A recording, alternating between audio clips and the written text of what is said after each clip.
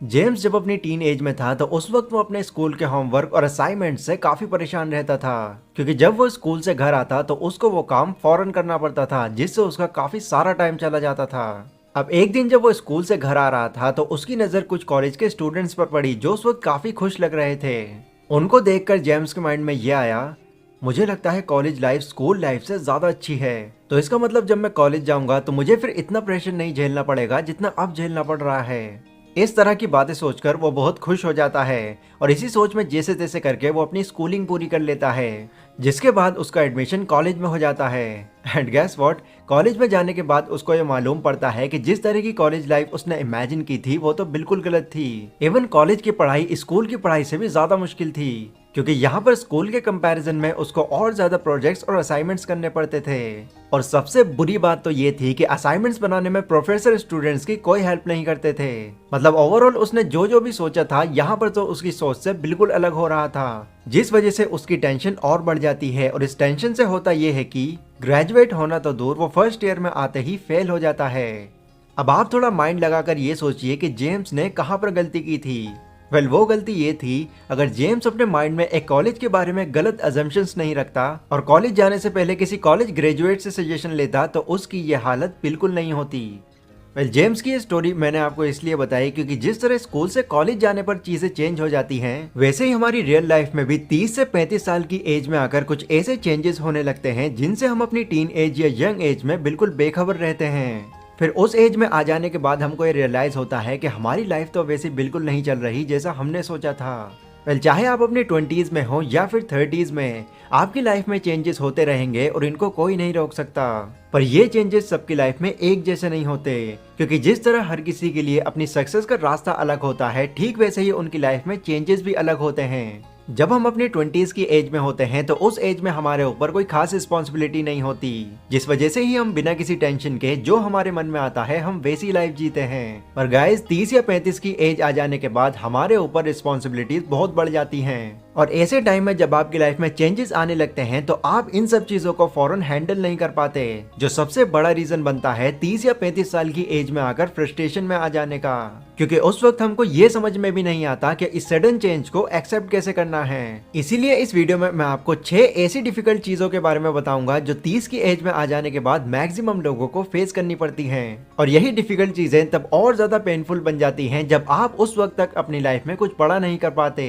तो अगर आप इन चीजों को समझ जाते हैं और सिर्फ सोचते रहने की बजाय अपनी यंग एज में ही कोई बड़ा स्टेप ले लेते हैं, तो आप 30 की एज से पहले ही इन सब चीजों को एक्सेप्ट करने के लिए बिल्कुल तैयार हो जाएंगे। और जो लोग ऑलरेडी 30 या उससे ऊपर की एज में जा चुके हैं तो आई एम श्योर वो इन सभी पॉइंट्स को बाखूबी खुद से रिलेट कर पाएंगे। So let's begin. Number 1, your number of friends will decrease.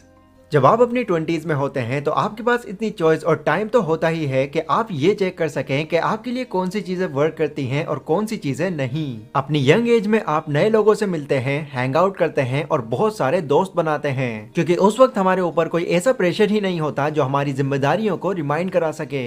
इसलिए उस वक्त हम अपने दोस्तों के साथ सिर्फ घूमते फिरते रहते हैं और पार्टीज करते रहते हैं। लेकिन 30 की एज में आ जाने के बाद आपकी एज के साथ ही आपकी प्रायोरिटीज भी बदल जाती हैं। यहाँ पर अब आप चाह कर भी अपना टाइम वेस्ट नहीं कर सकते, क्योंकि अब आपके ऊपर सिर्फ पेरेंट्स की ही नहीं बल्कि अपने बीवी बच्चों की भी रिस्पॉन्सिबिलिटी आ जाती है।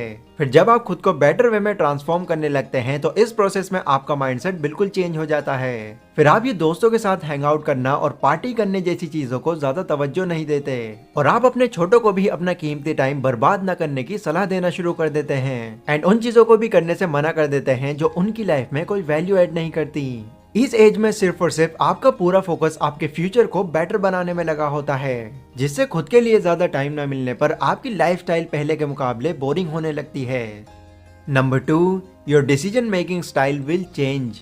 अपनी 20s में हम हर तरह के डिसीजन इफेक्टिव मोड में लेते हैं, मतलब कि किसी भी तरह का अगर हमको कोई डिसीजन लेना होता है तो हम बिना ज्यादा सोचे समझे वो डिसीजन फौरन ले लेते हैं, और ये डिसीजंस हम अपनी गट फीलिंग और एक्सपीरियंस के बेस पर लेते हैं। अब आपने भी ये नोटिस किया होगा कि 20s में अगर हमको कुछ चाहिए होता है तो उसके लिए हम इतना ज्यादा सोचते ही नहीं और उसको फौरन बाय कर लेते हैं, बट जब हम अपनी 30s में पहुंचते हैं तो हमारा डिसीजन लेने का तरीका बिल्कुल चेंज हो जाता है। जहाँ पहले हम इफेक्टिव मोड में डिसीजन लेते थे, वहीं इस एज में आकर हम रैशनल मोड में डिसीजन लेना शुरू कर देते हैं। मतलब हम कुछ भी चीज खरीदने से पहले बहुत सोचते हैं, हमें खरीदना चाहिए, नहीं खरीदना चाहिए, खरीदने से क्या होगा, नहीं खरीदने से क्या होगा, ये सभी बातें। क्योंकि उस वक्त हमें कोई एक्सपेंसिव चीज क्यों नहीं खरीदनी है, इसके हमारे पास बहुत रीजंस होते हैं। यही वजह है कि एडल्ट टीनेजर्स के कंपैरिजन में ज्यादा इफेक्टिव और बड़े डिसीजंस ले ही नहीं पाते।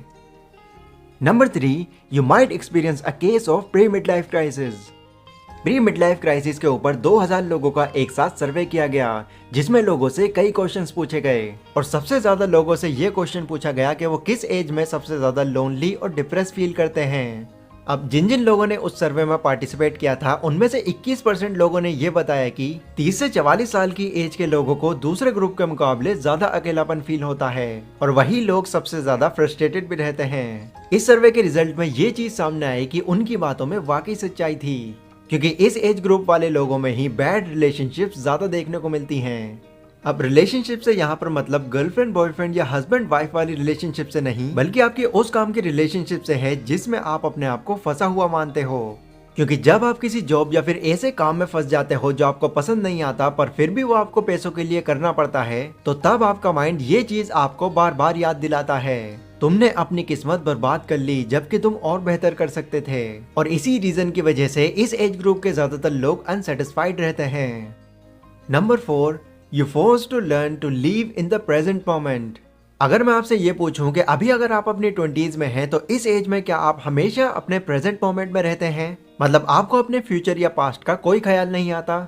तो ऑब्वियसली इसका जवाब होगा यस। हमारे माइंड में तो हर वक्त ही अपने पास्ट या फ्यूचर के ख्याल घूमते रहते हैं, क्योंकि जब आप अपनी यंग एज में होते हैं तब या तो आपके माइंड में आपकी पास्ट की बातें घूम रही होती हैं या फिर अपने फ्यूचर को लेकर आप परेशान रहते हैं। पर 30s के हो जाने के बाद जब आपके ऊपर बहुत सारी रिस्पॉन्सिबिलिटीज आ जाती हैं, जिसमें सबसे बड़ी तो रिस्पॉन्सिबिलिटी ये होती है कि कैसे भी करके खुद को और खुद की फैमिली को खुश रखना, तो ऐसे में आप अपनी सोच पर भी प्रायोरिटीज सेट करने लगते हैं ताकि आपकी फैमिली खुश रहे। मतलब ना तो आप फ्यूचर की कोई चिंता करना चाहते और ना ही पास्ट का कोई गम मनाना चाहते। ये चेंज आपके अंदर इसलिए आता है क्योंकि टीनेज के कंपैरिजन में ये सब बातों में ध्यान भटकाने का आपके पास टाइम ही नहीं मिलता। इसलिए 30s की एज में आ जाने के बाद आप अपनी लाइफ में जो भी हो, जैसे भी हो, बस उसी में रहना चाहते हो, मतलब कि अपने प्रेजेंट मोमेंट में।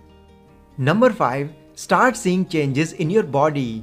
जब हम अपनी 20s में होते हैं तो नो डाउट हम बहुत ज्यादा एनर्जेटिक होते हैं, जिससे हमारी बॉडी भी काफी फिट एंड हेल्दी बनी रहती है। लेकिन जैसे जैसे टाइम गुजरता है, हमारी बॉडी में भी टाइम के हिसाब से चेंजेस आने शुरू हो जाते हैं। और जो लोग 30s में हैं वो बाखूबी इस बात को खुद से रिलेट कर पाएंगे कि किस तरह पहले वो बिना ज्यादा थके 10 या 12 घंटों तक भी आराम से काम कर लेते थे, बट वहीं अब 9 से 10 घंटे तक भी काम करने में आपके मसल्स जवाब देने लगते हैं। बॉडी में चेंजेस होना 30s की एज में फील होने वाली सबसे बड़ी प्रॉब्लम है, क्योंकि जैसे जैसे आपकी उम्र बढ़ती है वैसे वैसे ना सिर्फ आपकी स्किन ओल्ड होती है बल्कि आपके ऑर्गन्स भी ओल्ड होने लगते हैं। मतलब पहले जहां आपका डाइजेस्टिव सिस्टम बहुत अच्छे से काम करता था, अब वो उस स्पीड से काम नहीं कर पाता, जिससे आपकी बॉडी में मेटाबॉलिज्म की कमी हो जाती है और इसी से आप जल्दी थकने लगते हैं। इसीलिए 20s वालों को अपनी बॉडी पर पहले ही ध्यान देने के लिए काफी एडवाइस किया जाता है।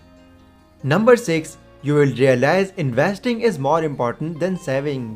बहुत से लोग अपनी 20s में ये समझ ही नहीं पाते कि इन्वेस्टिंग करना क्यों इतना जरूरी है। उन लोगों के माइंड में हमेशा ये बात घूमती रहती है कि जब मैं बहुत सारे पैसे कमाऊंगा तब मैं इन्वेस्टिंग करूंगा, और इसी चक्कर में उनकी इन्वेस्टिंग की शुरुआत ही नहीं हो पाती। और वो लोग जो 20s में आकर इन्वेस्टिंग ना करके सिर्फ पैसा सेव करते हैं, तो जब वो 30s में आते हैं तो इन्फ्लेशन की वजह से उनकी सेविंग्स की वैल्यू बहुत कम हो जाती है। और ऐसे ही लोग फिर बाद में जाकर पछताते हैं और सोचते हैं काश मैंने 20s में सिर्फ सेविंग्स करते रहने की बजाय इन्वेस्टिंग शुरू कर दी होती तो आज मेरी लाइफ कुछ और ही होती। तो अगर आप भी आगे चलकर इस कैटेगरी में शामिल नहीं होना चाहते तो जितना जल्दी हो सके इन्वेस्टिंग शुरू कर दीजिए। स्टॉक मार्केट जैसी चीजों में कैसे इन्वेस्ट करना है, इससे रिलेटेड मैं वीडियो ऑलरेडी बना चुका हूँ। उस वीडियो को देखकर आप अपनी इन्वेस्टिंग की शुरुआत कर सकते हैं। वेल गाइज, ये बात हमेशा याद रखना कि लाइफ में अगर थोड़ी चीजें मुश्किल भी हो जाती हैं तो इससे जिंदगी जीने का मजा कम नहीं हो जाता।